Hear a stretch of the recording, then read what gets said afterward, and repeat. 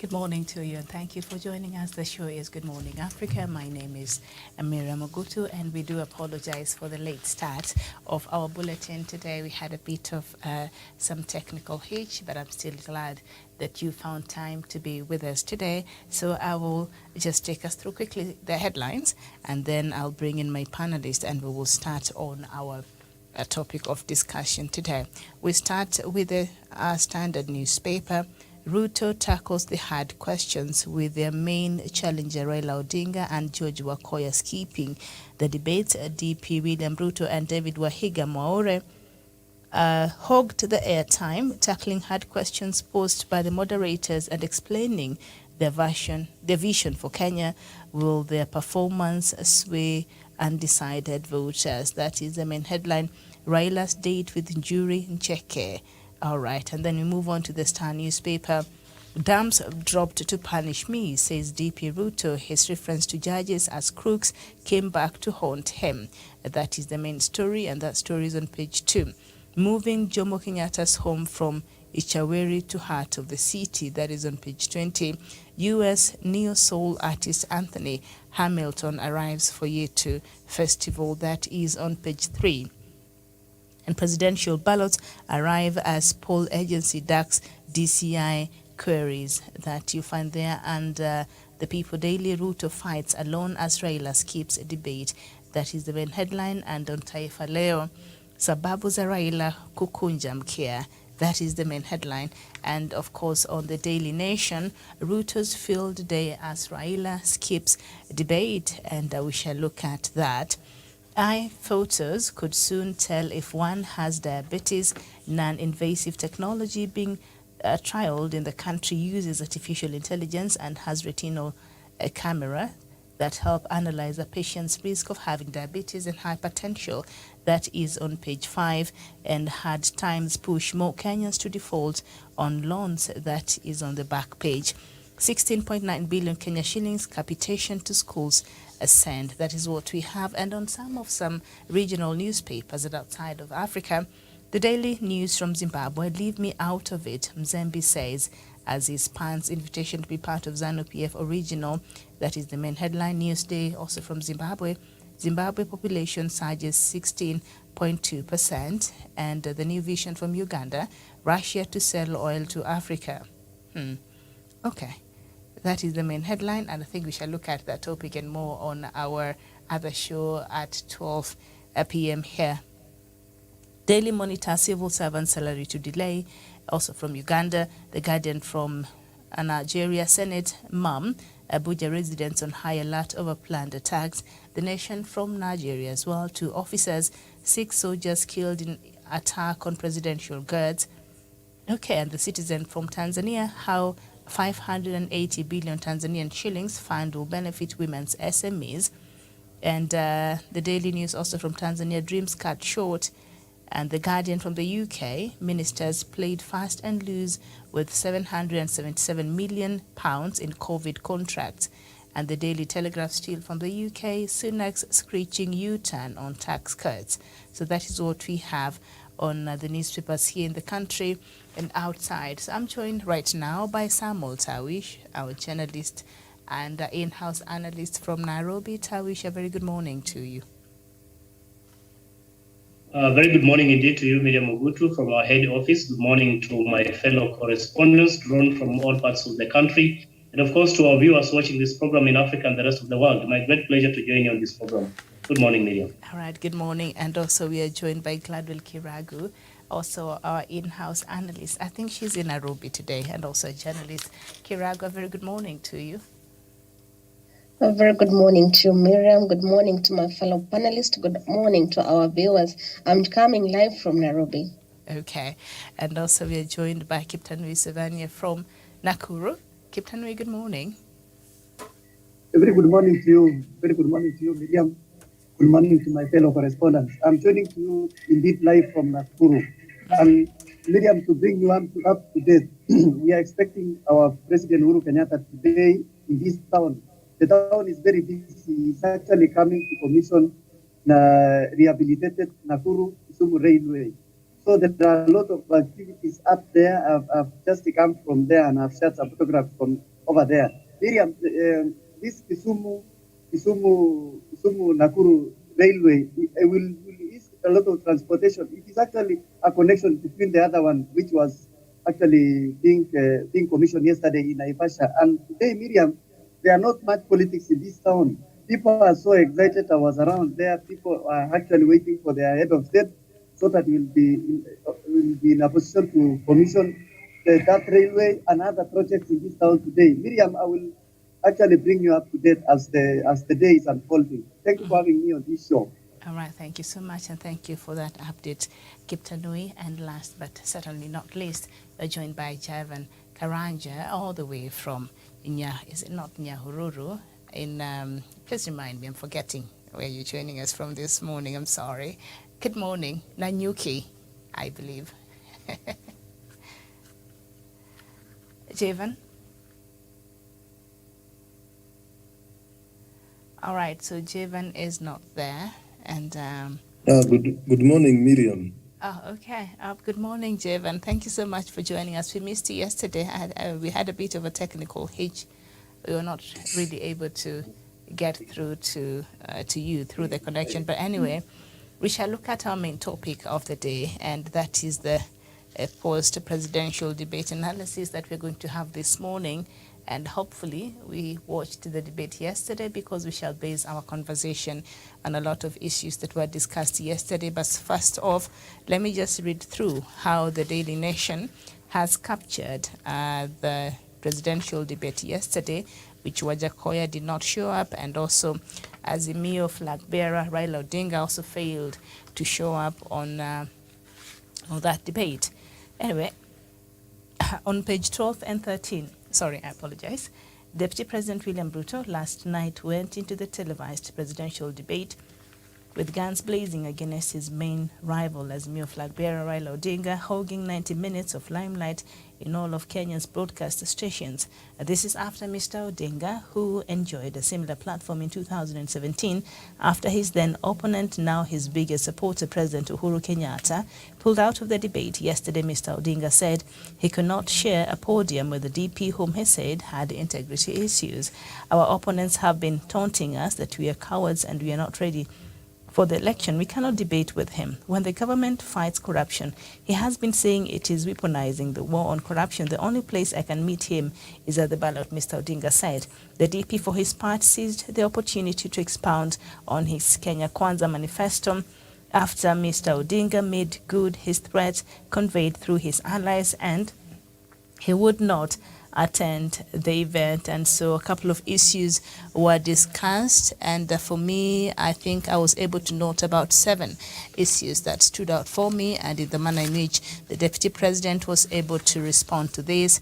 And I just ran down through them quickly, then we shall look at them point by point, and perhaps you can share with me what stood out for you and what you made of that debate. Well, it was not really a debate, because it was more of an interview, because he was by himself. It has to be a debate when you're exchanging views with another person. So it was more of an interview there, or a grilling of, well, that's how some section of Kenyans are feeling this morning. So there were issues around national security, and the issue of Kerio Valley was widely discussed. There were the issue of Kimorer and Arol dams and the cancellation of that.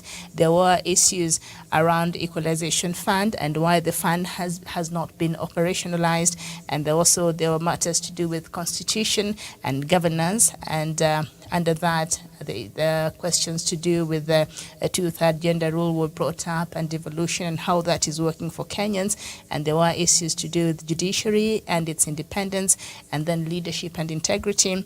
And then, of course, the first question was on cost of living, and under that, a couple of other issues were looked at that are to do with the fuel and the fuel taxes, and also the national debt and all that. So that is what I captured from that debate yesterday. So perhaps I start with Samuel Tawish before we get into some of these things that I sat down and actually noted them as I was listening to the debate yesterday. What stood out for you yesterday on that, we'll just call it debate because it was the presidential debate? Very well, thank you so much, Miriam, and thank you for that question. Indeed, you're asking a very, very good question this morning.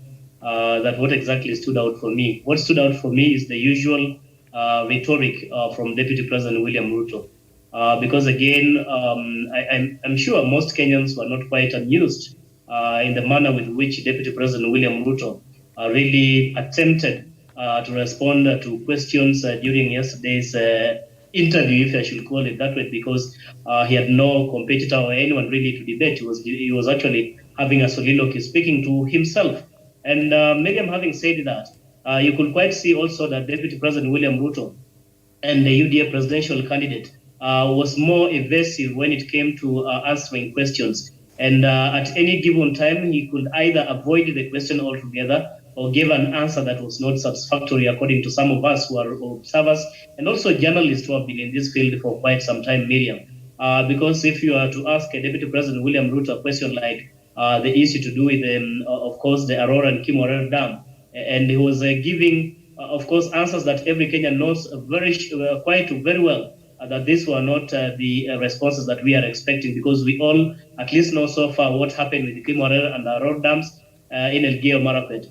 Come to the issue of, for example, the how much was lost in that particular scandal. The deputy president came out and refuted claims that he has ever come out and alleged that maybe how much was exactly lost in that particular scandal as well. And we all remember him coming out on national television a couple of years ago, saying it was not 21 billion as alleged, it was 7 billion Kenya shillings. So at some point again, he comes out and confirms the same. So this is the kind of a man who is more evasive, who is but trying to play into the Kenyan mind and thinking that by evading questions or actually using the same scapegoats, trying to blame President Uhuru Kenyatta for the failures in the Jubilee administration, that is going to get him any political mileage in this coming election. Also remember, Miriam, the very serious matter to do with insecurity in most parts of North Rift, that is in Baringo, Elgeyo Marakwet, and parts of maybe Laikipia and others.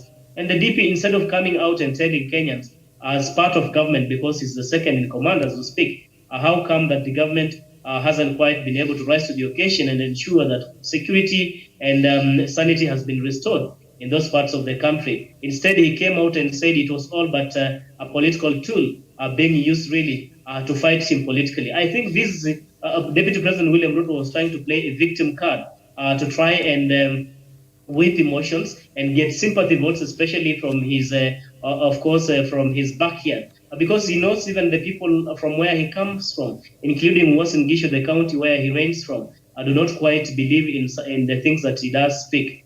Because if you come out and say and associate the issue of insecurity and you being fought politically, then I really think that Deputy President William Ruto is living a lie. So coupled with so many other things, including the cost of living in the country, Miriam, I mean, we all understand why we are where we are today. So the DP is blaming, it's just throwing blames on the government.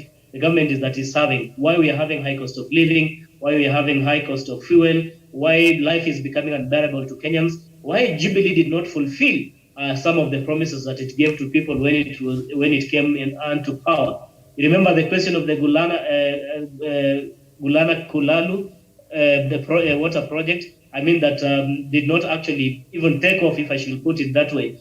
This was the project that Jubilee actually put into place in its first tenure, that is 2013, 2017. But we didn't quite see the success of this project because monies were alleged to have gone into individuals' pockets. Instead of DP Ruto coming out and telling the exact position of government, because he sits in that cabinet, he sits in that government as second in command, he was just trying to shift goalpost and playing blame game instead of owning up to the failures of the Jubilee administration, in as much as he wants to take credit of the successes and achievements that the government has made so far. So generally what I would say, what I was able to get out of the whole debate was a whole DP and a presidential candidate who was evasive and who was not ready really to respond to pertinent issues and questions that matter to the people. So in itself, really, there's not so much that the DP scored yesterday, in as much as he had, a lone platform to be able to actually display his manifesto and agenda for the people of Kenya. I didn't expect much because he does not have any. I submit, Miriam.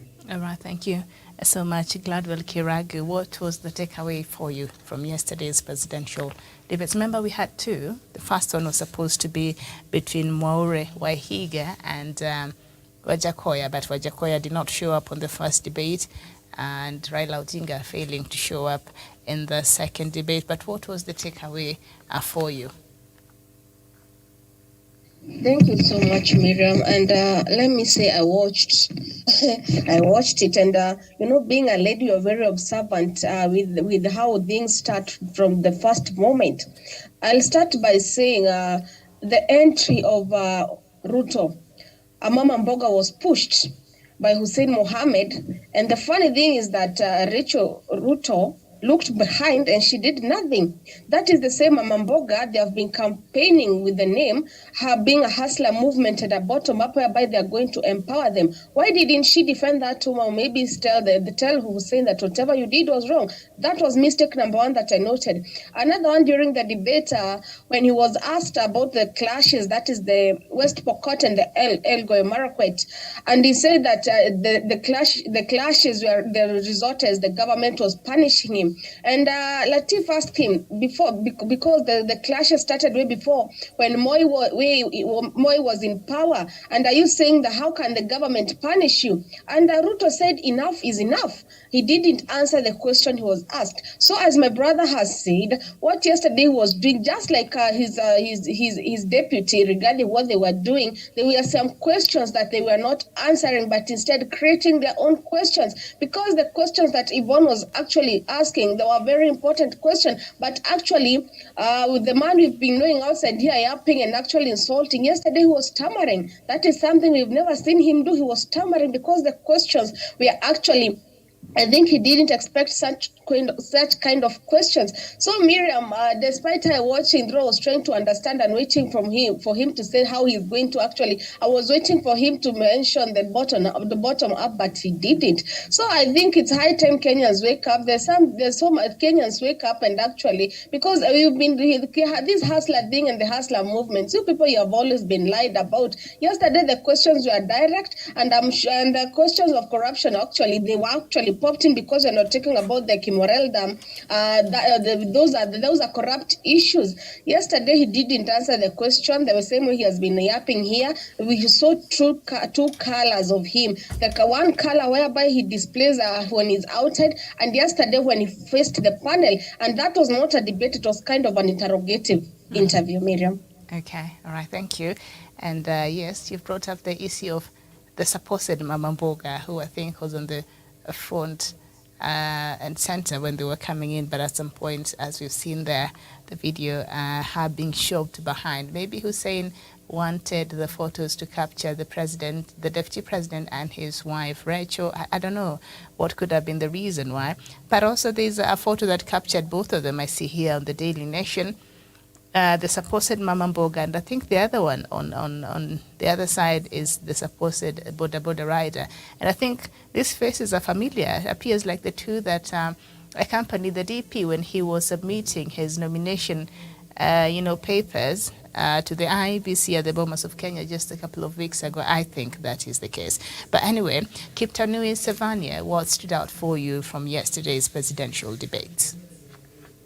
Thank you, Miriam. Even though I picked the debate towards the end, but I have been following up on subsequent posts, and I actually got an opportunity to watch it towards the end because I was late a little bit.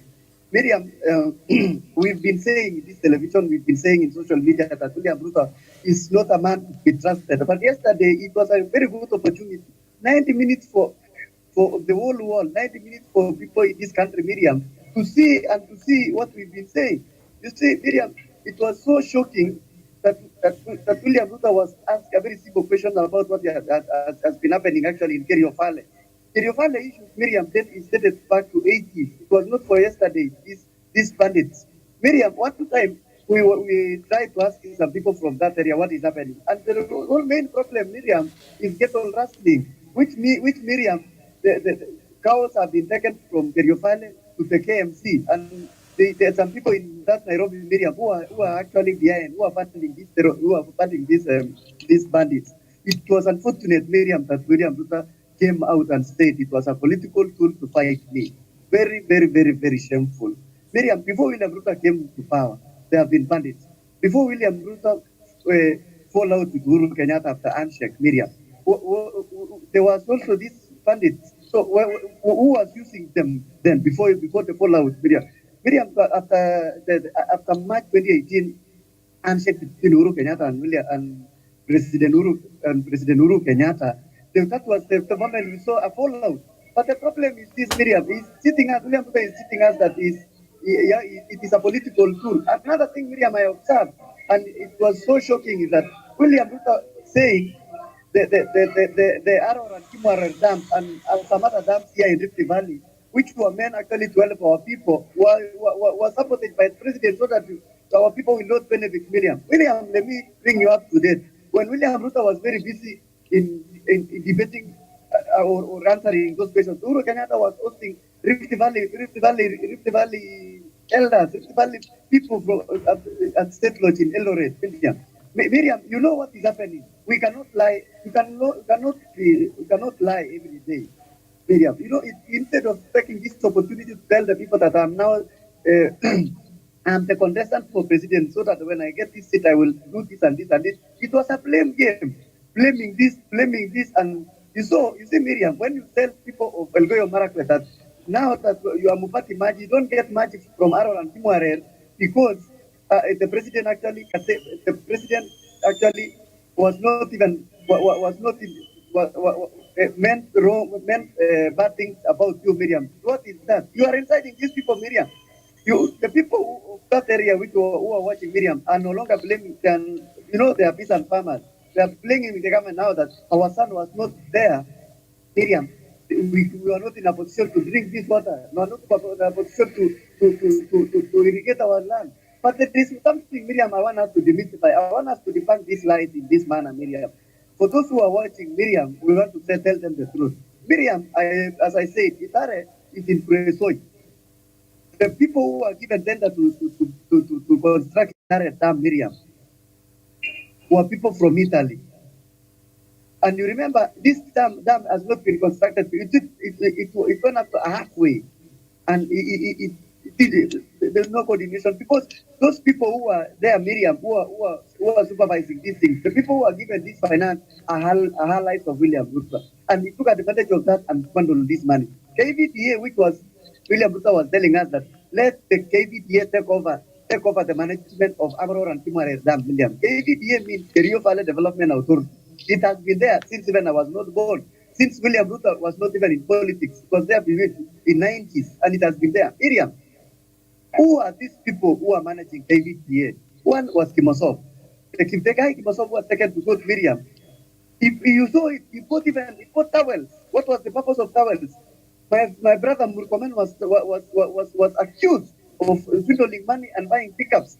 Miriam, and I want to be on record today in this television. Super Murkomen, Miriam, was a poor man. He had nothing beyond 2013. For those of us who are in politics at that time, Miriam, Murkomen and some people even fundraise for Murkomen to buy a car so that he will be going to Elgeyo Marakwet and asking for vote. The family of Murkomen, Miriam, in Elgeyo Marakwet, in Babut Forest, we were evicted. We were evicted also in Serengoni Forest in 2005. And Murkomen and their family were also evicted in 2005 from the Babut Forest. This is the man who came to politics with nothing. But after these people, after Kimosov and other people who are managing that, Miriam, the people who want these tenders are who? One was William Ruto using Ditman Company and so many proxies, Miriam. This money, then Murkomen was asked one time, what happened to this dam? And you know what? Miriam, there is no day that Uhuru Kenyatta can support us as he did the valley. I thank those elders who are there, led by Tarus and others, Miriam. They actually told Uhuru Kenyatta, we are together with you. And today, Uhuru Kenyatta is in Nakuru. Nakuru is in Rift Valley, Miriam. Launching so many projects. Why do you come out and rubbish that? Rubbish the dry spot. Yesterday you saw I think it is Turkish who have been given a mandate to bring us the economic zone here in Naivasha. almost 90 billion. Miriam, let me say this in one statement, and I want my people to hear this. One thing, our son, who is William Ruto, was given a mandate to be deputy president from 2013 to 2017 up to now. He squandered the money that was meant for our stadium in Kapsabet, Kamarin Stadium, and all.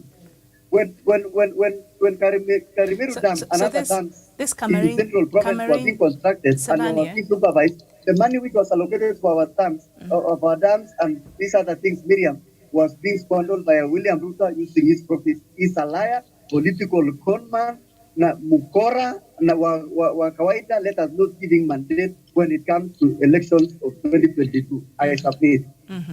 Okay, this Kamarin Stadium, I've heard so much about it, and Kenyans have been having a go at it on Twitter especially. Where is it located? Kiptanui.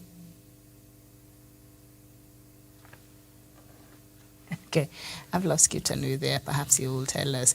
Jevan Karanja, good morning to you. Yes, Miriam, yes. Yes, where is Kamarin Stadium located? Kamarin Stadium is located in Iten. Iten is in Elgeyo Marakwet, where Kipchumba Murkomen is the senator. And that Kamarin, I will visit Kamarin. I told you, Miriam, in the next phase where we will be defining this life. In fact, I'm okay, even carried. This morning I wanted even to go to Itare, but I was told security is not good. I'm looking for somebody who will take me to Itare, who will take me to Kamarin, who will take me to Aror and Timore before the end of Uhuru Kenyatta's term. And I will be there. I promise you, I will be there. And Kenyans have been talking so much about this stadium in particular. Why do you think that is the case? Okay, we've lost him. Jevan Karanja, good morning to you. Thank you so much. What stood out for you? Good morning. Yes. Good morning, Miriam and the panelists there. So what's your takeaway from yesterday's presidential debate? I think that was not a debate. That was a one-man show. It was more of a cross-examination, an interrogative session, because it was William Ruto facing the panel, and they were like interrogating him on his previous acts as a member of parliament or since he joined politics.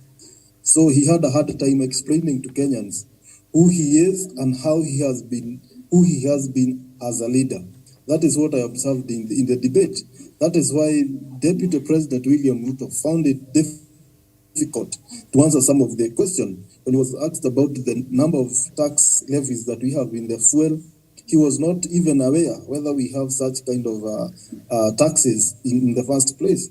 When asked about the Kimorel Alol Dam, he denied things that he has said previously in public, that 7 billion was lost. But yesterday he said the money was not lost, but the money was misappropriately used to develop other projects. And he really tried to sanitize himself from the mistakes and the bad things that have been done by the Jubilee administration. And that is why he came out as a victim of intimidation, blackmail, and all manner of bad things that he said the government used to blackmail and to curtail his political ambitions. That is why when he asked about the issue of insecurity in Kerio Valley, he said that the issue is still prevalent today because he is being hunted politically. When asked about the issue of Kimorel and Alol dams, he said the government denied the people of Kimorel and Alol those dams because they are supporters of William Ruto, and they did it politically. And I don't think that is the case. Some of these projects that were halted in the first term of President Uhuru Kenyatta, they did so because of the corruption and the bad intentions that some of the leaders from the Rift Valley region and William Ruto supporters had to steal and discover these resources. For example, in the Kimorel and Alol Dam. Therefore, that was more of an interrogative, but to our satisfaction as Kenyans, to our expectation rather as Kenyans, that was not enough. We need to know more because William Ruto really tried to evade some questions, and he answered the question to his own benefit, not really on what the facts are. And I think that was not a very good session. And I think it was not a plus because we William Ruto being alone in that podium, he could have sailed through and maybe came out as a very, as a man who we can trust with the amount of leadership after the term of President Uhuru Kenyatta. But the contradictions that he made, the lies that he made, and all manner of things that he said yesterday are not really what we are looking for a leader to take over from President Uhuru Kenyatta. That is why I feel like that was more of an interrogative, but we didn't get enough of answers from that particular, I will not call it debate, from that interrogative session. But I think in future, Kenyans should look at leaders, not basically on what they are selling now, but on who they have been for the years that they have been in political leadership. Because now they are making very sweet promises, which they have made before. Therefore, Kenyans should come and cross-examine these leaders and look for leaders who can be trusted with the affairs of this country, leaders who can restore our economic growth back to its rail, and leaders who can unite this country. We are looking for as we move to these elections. All right. Okay, thank you so much. So, of course, one of the key things that was discussed yesterday, and I think you've all mentioned it, if not all of you, Kimorel role. And from what I gathered from that conversation, the DP said those two were cancelled to punish his supporters. He also said that some of the key causes of the conflict around that area was competition for scarce resources, and that Kimorere and Arol did not fail, and cancelled for political reasons as well, those two projects, and the contractor was denied land for setting up the dam, and he does not believe money was lost, but at the same time he said 7 billion was paid and insured. At the same time he said the government might end up losing more money because the government right now has been sued in a court in London. That's what he said. And he also said the case has been in court for 4 years with no progress at all. So we just have a bit of a clip of that, of what the DP said. And then on top of that, we will have, let's just start with what he said yesterday. To quote. But you said around 2019 that it was 7 billion shillings that was lost. No, not I the didn't 21 say that. that was being alleged by the DPP. I didn't say that. Check my statement. I am very clear about what I said. I said 7 billion shillings was paid. Right? That's what I said. And for your information, I said that 7 billion shillings that was paid was actually insured. The reason we should be asking is, why hasn't the person, the company who insured that money, why haven't they been asked to pay? Because the company that insured that 7 billion is a well-connected company. That's why the demand letter has not been put to them. So what you're alleging... And you see, Kenyans will one day really marvel at what really happened in this Kimwarer and Aror Dam. You will be shocked. Tell us what really happened, because what it sounds like is you're alleging the investigating authorities, the DPP, the courts. There are suspects in court at the time, including former Cabinet Secretary Rotich, who I believe was charged afresh a couple of months ago over this issue. If this is all politically instigated, are you then saying that all of these authorities, different arms of government, are conspiring against you, from investigators to the DPP to the courts, to punish you, Honorable Ruto? What, let me ask you, that matter has now been in court for 4 years. It has not moved an inch. It's been dancing. You know, this person, today you're being charged, tomorrow, no, remove this person, the next day, remove this person, the next day, change the charges, because somebody is actually waiting for another government to come and carry the shit, unfortunately. And that's what's going to happen. That's why that case has never moved an inch. Mention after story after story. I mean, surely, how can we lose 7 billion, another 12 billion that is going to be incurred by this government. And it's an act of political convenience. You just said we didn't lose 7 billion shillings. No, I'm just saying eventually we will. I mean, if it is not sorted out. And that's why I'm saying when I come into office, I will make sure that the money is not lost. And I will make sure that the impediment imposed on this project, we will provide the land. The contractor will build the dam, and we will move ahead. To conclude the matter of national security, I think we'll also touch on.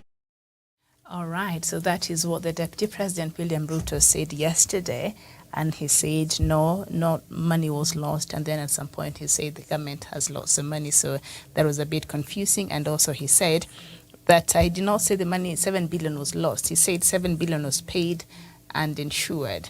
But let's just look back at what but the Deputy President said a couple of years ago concerning the same matter. You've heard, for example, that, the government has lost 21 billion in Kimwarer and Aror Dam, which is a flat lie. The money in question is about 7 billion. And for every coin that has been paid, we have a bank guarantee. No money will be lost because we are a responsible government.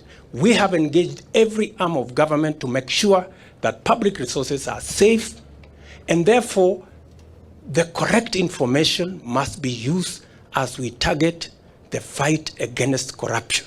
So that is the Deputy President William Ruto some years back saying that no money was lost, and that he is having a very responsible government which will ensure that the money will be used properly and the money was paid. So maybe at this point Kenyans are wondering, this money, where was it paid? Because as far as we know, Tawish, Kimwarer and Aror dams have not been built, and the government, as a matter of fact, and he mentioned it yesterday, has been taken to court to pay these monies that we can't account for, and to a tune of, I think, almost 21 billion. And he's saying the government can account for that money, but we can't account for it.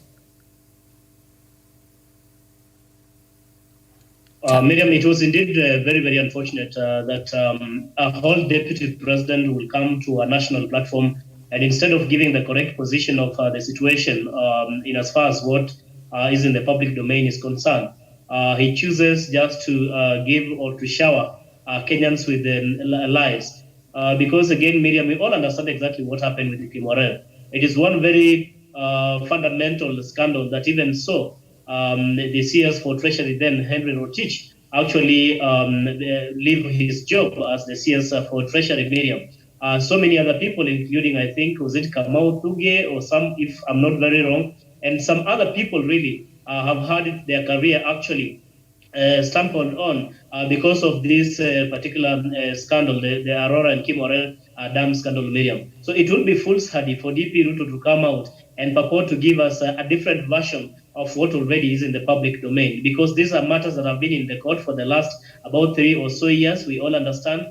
And the Kenyan people really know that billions of Kenyan taxpayers have really been lost through this dubious, dubious work in as far as these two particular dams are concerned. So to me, Miriam, I think Kenyans got the opportunity yesterday once more really to be able to weigh on their deputy president, and more so to determine whether he is close to any qualification to become their next president. And I can tell you authoritatively from where I sit, I'm very sure that the Kenyan people are persuaded that the DP is not the right person really to take over as the next president of Kenya.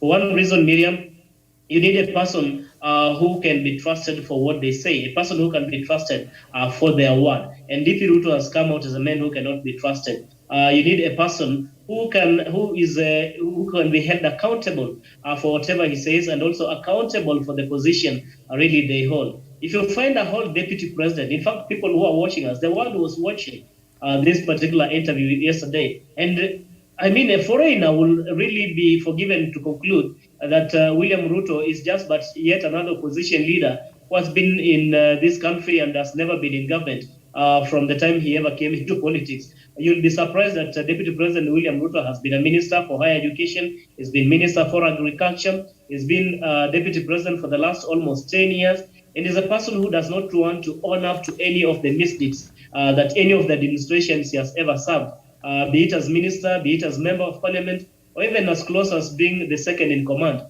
in this country, Miriam. So you need a person who is decisive and a person who can be taken serious on their word, because again, becoming a president of a republic is no easy job, Miriam. You do not need a person who comes there tomorrow, because you remember the kind of promises the DP used to give us when they were coming into office 2013, 2017 for the second term. I mean, almost none of the promises have been fulfilled. And even those that President Kenyatta attempted really to fulfill have been sabotaged. And the sabotage has largely been because of corruption and because of people around the President Uhuru Kenyatta who are not able and willing to help him achieve the goals he had set, or even to fulfill the pledges he made to the people of Kenya. And that's why you see when President Kenyatta comes out and speaks deep from his heart and says, I've been able to look around and be able to estimate out of the people who have presented themselves asking for this seat to become the next president. In my own evaluation, and I think in the minds of the people who mean well for this country, Raila Amolo Odinga really fits the bill, because he's a man of sound mind, he's a man of utmost integrity, he's a man who is not corrupt, he's a man who can be trusted by what he says. But on the contrary, the main competitor in this case being Deputy President William Ruto is a man who is evasive, a man who lacks the test of integrity, a man who, of course, in the public perception, is the most corrupt in Kenya today. So I will quite be surprised that there are Kenyans who will be persuaded to vote in DP William Ruto come the 9th of August, because even with the platform he had yesterday, the whole 90 minutes, Miriam, he had the opportunity really to speak about matters corruption, especially that have bedeviled the Jubilee administration. He had the opportunity to speak about what really curtailed the Aurora and Kimorel dams. These are dams that were not only meant to benefit the people of North Rift, they were not meant to benefit the people of the people from his backyard, but it meant to benefit the rest of Kenya, if not the entire region. Because again, if these dams actually came into being, we would have seen these people do irrigation and produce enough food for our local consumption, and even excess for exportation. And that itself would have meant of course, more revenue to the government and people having money in their pockets. So if you have an individual who is promising to change your lives tomorrow, if you have an individual who is now promising you that you will be able to construct and make sure that these dams are finished, when he had the opportunity as the deputy president, the only thing he did was through proxies to be able to siphon the monies and all these finances that were meant to construct these dams and so many other projects actually in various parts of the country, Miriam. Every project that Deputy President William Ruto has had a hand in terms of a proxy or whichever means, we've not seen those projects really come into fruition, because the DP has been more keen into amassing. What you heard him speak yesterday, that people are so much surprised, and the reason there's so much attention on him is because he's been able to get to a level that nobody ever envisaged in terms of being able to hastily amass wealth that he cannot be able even to account for, Miriam. You know, nobody is gagging anyone from becoming rich or wealthy in this country or anywhere. Nobody is gagging anyone from, for example, owning property or even land for that matter, anywhere in this country. But the same has to be done in a way that is beyond proof, Miriam. The same has to be done in a way that is not questionable. If you go to Transmara today and you just decide to take about 2,000 hectares of land for the late Vice President Joseph Murumbi, you go to Taita Taveta, they're talking about close to 3,000 hectares of land. You go to places like Laikipia, you've seen what is happening. You've seen what happened with 100 acres in Uasin Gishu just a few years back. And the DP cannot come out boldly and courageously tell Kenyans that is owning up to this. You also remember what happened with the Langata Primary School kids who were tear gas because the DP had allegedly taken over that piece of land for the construction of this hotel. Miriam, all these things are in the public domain, but you have a leader who comes and lies to Kenyans without really blinking his eyes, and you still want to trust these people with your vote. You want to trust these people with the most critical and crucial job that matters in terms of policy making, that matters in terms of development, that matters in terms of making sure that this country is going to be to stand united, Miriam. Even some of the reasons why Kenyans fight each other, Miriam, during electioneering period, or sometimes even otherwise, like what we are seeing today in West Pokot and other parts of the country, it's because there's a genuine feel of disenfranchisement. There's a genuine feel of being marginalized. There's a genuine feel of people who feel like we are not part and parcel of this nation. There are people who feel like there's a particular group of elite individuals who are only but benefiting out of the very cake that is supposed to benefit all of us. This country has enough for each of us only if we can be able to reduce or eliminate the insatiable appetite for what does not belong to us, Miriam. And in this case, if only this country has to make any significant progress moving forward, Miriam, we must make the right decision come the 9th of August. We make any mistake to get the wrong people in those very critical positions, then we'll have ourselves to blame for the next 5 or so years. Because again, these are people who have proved through their during their time in office as not being very keen and having the interests of people at heart. You cannot imagine that a whole deputy president would have even worked very hard to ensure that these dams are really going to come to fruition, so that the people of these places can no longer cry of drought. They can be able to carry out irrigation and have food on their table. Even the animals can be able to get water, so that when you go back there as a leader, you're also proud of your involvement and being in government. So what is it that Deputy President William Ruto can take home today proudly and tell the people of Uasin Gishu, Elgeyo Marakwet, or places he purports to enjoy this support? Because these are his supporters. I don't know how he's segmenting some parts of this region, that if somebody is coming from West Pokot, Elgeyo Marakwet, or coming from Uasin Gishu, then automatically those are his people. So anything that happens in that place automatically is targeting Deputy President William Ruto. This kind of entitlement that is of the person of DP Ruto, that anything that the government does, regardless, that is about him and it's targeting him. I don't know how special this one particular individual is, to the extent that everything to do with dealing with corruption, if it is fault, is about him. If it's dealing with insecurity in those parts of North Rift, it's about targeting him. If it's about arresting individuals even who are allied to him, or any politician who is dealing with the matters to do with corruption, then it's about this person called William Ruto. This is very, very unfortunate. He's a man we must all be determined and make a resolve to stop come the 9th of August. That is the only opportunity Kenyans have to speak, and they have to speak with a loud voice. I submit. All right. Thank you, Tawish. And Miriam. speaking about, yes, before you come in, Captain Nui, just I'll let you in just in a moment. Of course, he said the reason why these projects were cancelled is because for political reasons, and he was being targeted. And I think, Tawish, you spoken on that. So let me just give us a bit of a background on this two dam saga. So Kenya received 16.2 billion Kenya shillings from Italian bank Intesa Sanpaolo for the construction of Aurora and Kimorel dams in a period when investigations into the misuse of funds in the project was ongoing. The Treasury's public debt registry shows that the Italian bank wired the billions in the year starting July 2019, just days after former Treasury Cabinet Secretary Henry Rotich was arrested on suspicion of financial misconduct related to the construction of the two dams. This suggests that the arrest or ongoing probe of a suspect loan deal to finance the construction of Aurora and Kimorel dams did not stop Intesa Sanpaolo from releasing additional debt for the project. So essentially what this story is saying, the government had suspected there some mischief as far as those two dams and the financing was concerned. So the probe had started.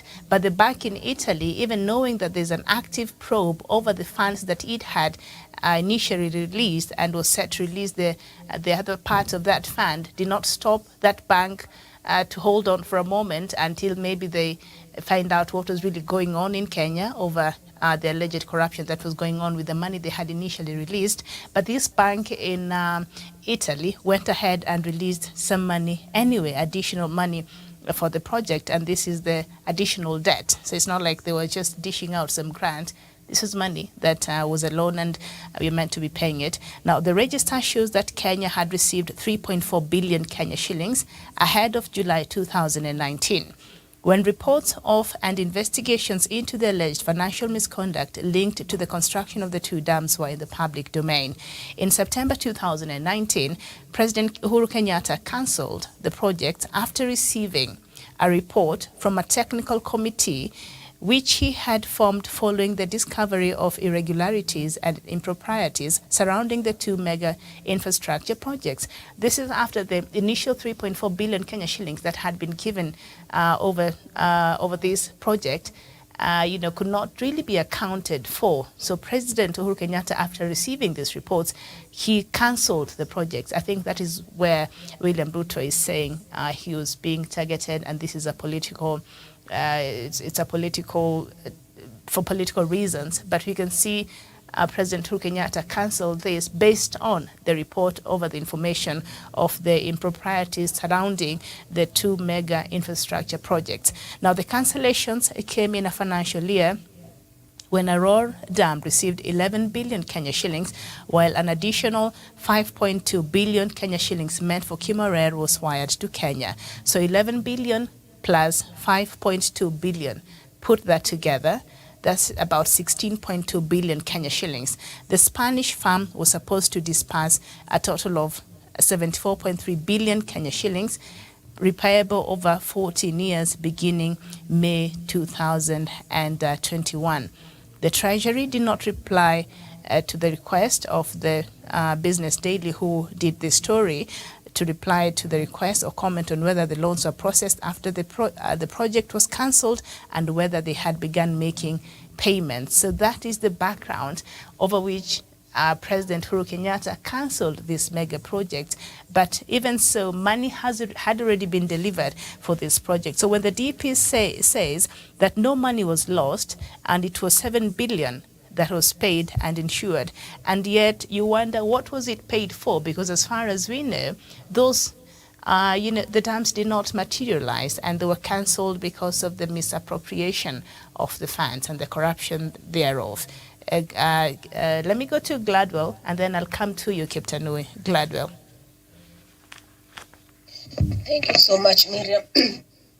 When you listen to the whole story concerning this, I mean, also when you listen to what Ruto said and what he had said before, Miriam, that's why sometimes we say there's more than meets the eye. Because if the money had already been paid, and then Uhuru actually halted the whole project, but money had already been stolen. Who stole the money? Where is the money? Why then, if the money had been paid, why did the project then stop? Yesterday, back then when Ruto talked, he said that money was stolen. Yesterday, he said that no money was actually stolen. So why is he confusing Kenyans, Miriam? I think it's high time we open up our eyes. There's more than meets the eye.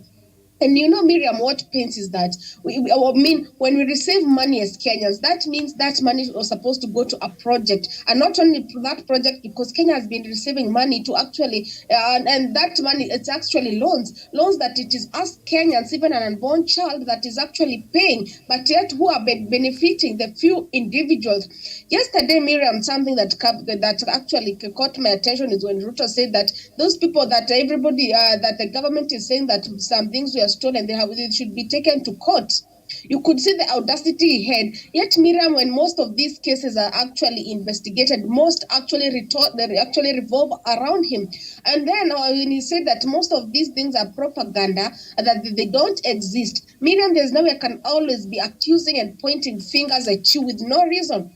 When we look at the sagas, the scandals around Ruto, there are too many. The Maize scandal, the ICC witness, the Kiambaa Church, we got others like the grabbing the Mata farm, others like the Kenya Power scandal, fertilizer, Kim Warel, there's so many, we've got so many. Why is it's always him, not the others? I don't refuse that others maybe have fallen, maybe they have been a culprit of one or two cases. But Miriam, when you look at Ruto, he got so many scandals against him, got so much. And yesterday he was asked, are you not ashamed or guilty of stealing the land that belongs to the IDP Mzee Muteshi? There's a way he answered the question, and he didn't answer the question as he was asked. He said that the people were taken to court and he had to pay the 15 million because per year, when he did his calculation, that every year it was supposed to be 5,000. So 5,000 by 5 by 3, that is 15 million. So that is what he paid, and the people who sold him the land actually in court. But we definitely know that is not what happened. It's high time we Kenyans wake up. I think we need to see the truth, because the same way he has actually been been pocketing some of these things, the same way he will do when he gets into government and walks scot-free with it.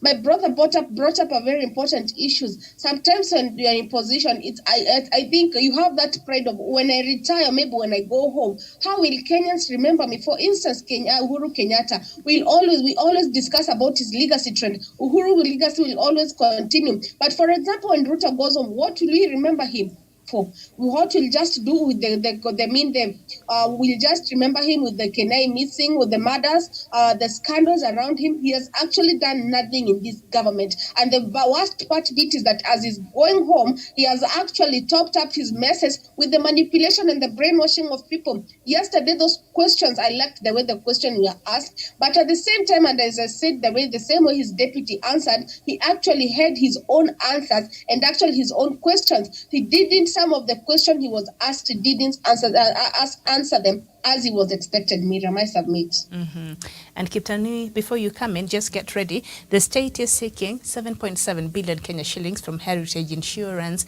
and Standard Chartered Bank for insurance guarantees paid for the controversial Aror and Kimorol dams. The State Department for Northern Corridor and the Kerio Valley Development Authority, KVDA, told Parliament last week, this story was done in February, told Parliament that the state is demanding 4.1 billion Kenya shillings from Heritage Insurance for their Aror dams. And the payments akin to the performance bond are due to the failure to construct the two dams by Italian construction company CMC di Ravenna, which was paid billions of shillings. And after immediately they were paid, they filed for bankruptcy. Let's not forget that. So they filed for bankruptcy, and evidence presented in court showed that CMC di Ravenna Itenera JV received 4.3 billion Kenya shillings in September 27, 2018 as an advance payment for Aror Dam and Kimorer. An advance payment of 3.5 billion Kenya shillings was approved on July 2nd, 2018, after 11 billion Kenya shillings offshore payment was made to Italy's CACE Insurance. So this same company, that now we shall be paying, went ahead and filed for bankruptcy. So that is just the story behind the scandal of the Kimorer and Aror Dam. But you know what the DP said then and what he said yesterday, Kiptanui Sevania, can you just help me make sense of it? Miriam, it is unfortunate. I'm also suffering technical issues. I don't know where the problem is today. Miriam, there is one thing that I want to say before I come to what you asked me. Miriam, William Ruto yesterday said that all these projects were supported to make sure to punish his supporters. I want to bring you so fast. Miriam, in 2000, I think it was 2004, 2005 over there, William Ruto was taken to court together with Sami Maita. Sami Maita was land commission, was commissioner lands. Why? They were accused of 272 million selling Kenya Pipeline land in Karen. They were taken to court. Where was Uhuru Kenyatta? Uhuru Kenyatta at that time was finance minister, I think, or maybe it was coalition government or before coalition government, I think, or maybe before coalition government. Where was William Ruto supporters? And yet he was an MP for Eldoret North. If it was actually punishing supporters, Miriam, the Aror and Kimorel Dam and Nitare here are not even in Eldoret. This is in Aror and Kimorel is in Kerio Marakwet. Nitare is here in Nakuru. Another thing, Miriam, what came up, he said the KFS denied them land where they were supposed to set up this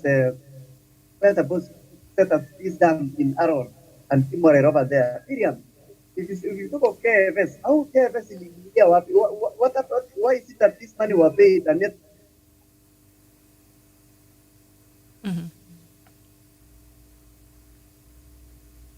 Okay, we seem to have lost Kiptanui Sevania there, but perhaps Karanja, you could come in, and even as you come in, it was established that there was no feasibility study that was ever done on these two dams, and that is just one of the many reasons why President Uhuru Kenyatta cancelled this project.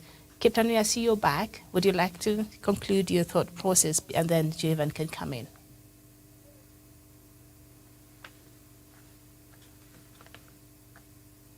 Javan, go ahead.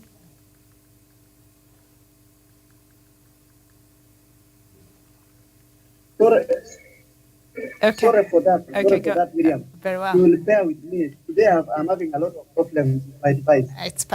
I mean, those are just the challenges Can of I go? technology. But go ahead. Now, if you can hear me, Miriam, let me go on. Mm. Yes, go ahead. Miriam, what I'm trying to say is that we've been telling the nation. Yes, what I was trying to say is that we've been trying to show the nation that William Ruto is a land grabber. William, let me come to Muteshi 100 acres farm. Miriam, in 2007-2008, we experienced post-election violence, and people who were perceived to be the supporters of my Kibaki PNU suffered a lot.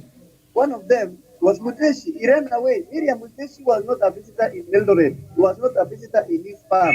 He was farming in his farm since 80s, and William Ruto knew that this gentleman was farming here. Why is it that William Ruto cheated us yesterday that somebody sold this land to me proudly who sold that land to him? Miriam, there is a problem here. The same lady who was taken to court, Miriam, was a cover-up. Let me speak this sincerely, and I want to go on record. It was a cover-up. This is the same lady, Miriam, who was taken to task yesterday about the NCCP last time, and she said, my kids from US send me money, and I farm and I supplied maize, and he supplied nothing, Miriam. So these are the people they are being used by Koilen Farm, which is owned by William Ruto and his wife.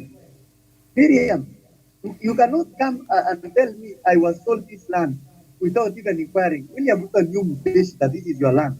Why is it that he could not ask Muteshi, now are you selling your land? I've heard that you are selling 100 acres piece of land. Miriam, many people suffered constellation violence and they left their properties in Molo.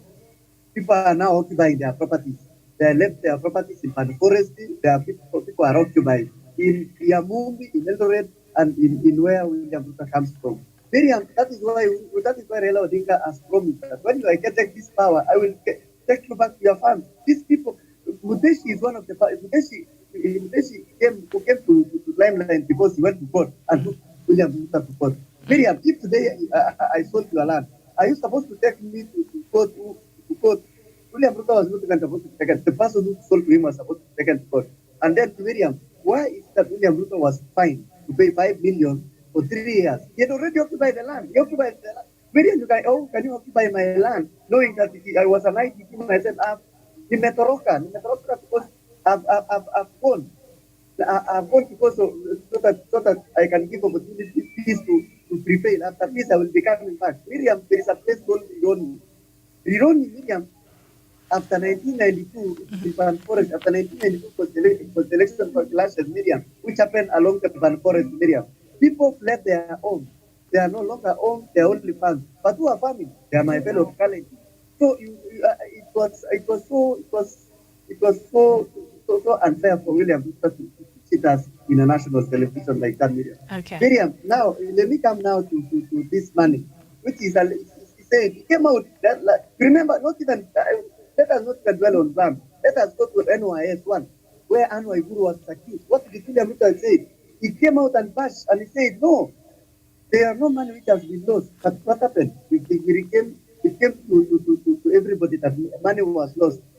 When they came to Skimar, he said, no, it is not 21 billion. It is 7 billion. Yesterday he denied in public. In Italia, Miriam, the same Italian company, after getting money, they declared it was declared bankrupt. Why? It is because, Miriam, the money ile pesa yenye ilitolewa kule, it was taken fast. Munipe zangu kwanza kidogo ndio muendelee, hata mkienda mkianguka huko nimeshachukua yangu. That is These people, they have taken this money. Wameshachukua hizi pesa, wameweka on their foreign accounts, Miriam. Now, you don't have anything to do. The money which you was allocated for those dams imesha forward. So that is the problem. Okay. Thank you. All right. Okay. And of course, for hundreds of families in Elgeyo Marakwet, the stalled construction of the 66 billion Kenya shillings Aurora and Kimmerer dams has brought the pain of delayed compensation for the land they vacated to pave the way for the project. More than 900 families were promised about 6 billion Kenya shillings as compensation for land they could cede to the ambitious dams project that was to serve more than 50,000 people living in the Kerio Valley region. Aurora Dam in Marakwet West was to cost 38 billion Kenya shillings, while 28 billion Kenya shillings was to go to Kimmerer. A dam in Keyo South carried Kimmerer Dam in Keyo South carried a price tag of about 28 billion Kenya shillings. And okay, there was a dam, Aurora Dam in Marakwet West, 38. And then Kimmerer Dam in Keyo South, 28 billion Kenya shillings, okay? And of course, President Kenyatta appointed a team to review the two projects following these corruption allegations, with the task force finding that, first of all, it was very overpriced by up to even 400%. Okay, so Jevan Karanja, by whatever the DP said yesterday, the explanation he gave over the Kimmerer and Aurora dams. I remember he's the one who invited this topic into the conversation. I think he was being asked a totally different question, and he brought in the question. And of course, for the moderators yesterday, they seem to have come prepared with some facts and figures there. But the explanation, was it satisfactory to you as a Kenyan? Jevan?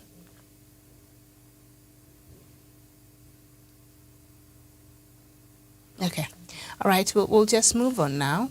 And I think for the interest of time, we shall be winding up. But of course, the issue of the staying with the Kerio Valley and the insecurity, and I think at some point he said, they had suggested the presence of police reserve that was withdrawn, and he started by saying he used his personal resources to address the issue of insecurity in that valley, and then later on he concluded the statement on that by saying that he mobilized resources in his position as a deputy president.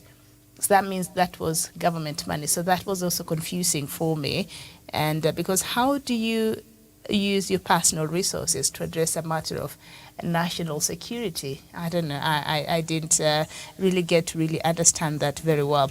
And of course, an array of other things that he talked about that perhaps we shall continue in our next conversation. But as we conclude the show this morning, that rather, was it a debate, the grilling and the interview of Deputy President William Ruto yesterday? Do you think he's regretting this morning that he even showed up to that debate, or did it serve him? I'll start with you, Gladwell. Miriam, I know he's regretting. And actually now we as Kenyans, I think even those who are supporting Ruto can now see the essence. I mean, as to what Raila didn't go to the debate. What Ruto would have done to Raila was just to humiliate him for nothing. But you could see the kind of questions that he was asked actually backfired to him. When he's outside here, he's always a lion roaring. But yesterday, he was a humble cat. He's always speaking fluently, almost being an international orator. Yesterday, he was stammering, something that actually we've never seen him do. So Miriam, and we rate him with how he actually answered those questions. He didn't answer those questions the way he actually yaps when he's outside here. But yesterday we saw a different kind of a person, somebody who was actually, when we look at the two, Yvonne and then his fellow Latif. When you were in school, there are these exams we used to do known as JESMA papers. So that Yvonne and his panelists, that was an example of a JESMA paper. And you know how JESMAs were. They were very tough questions and difficult questions.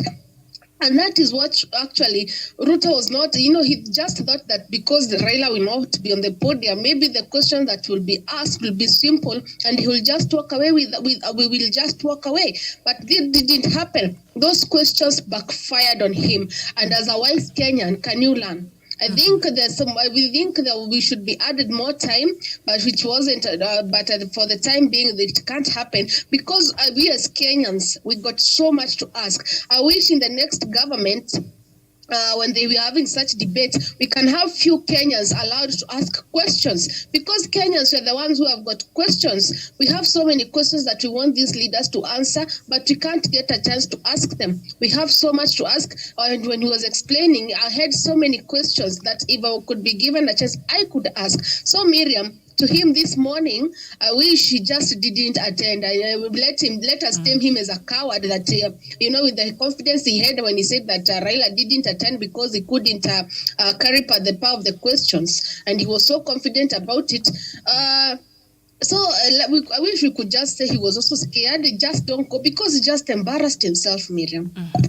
All right, and I was just going through Twitter, I think from last night to this morning, and a lot of Deputy President William Ruto supporters are feeling some of these interrogations were unnecessary and they did not allow for the Deputy President to talk about his manifesto. As a matter of fact, others are comparing the questions they were asking the Deputy President and those they were asking Mwaure, or those that Mwaure Wahiga answered earlier.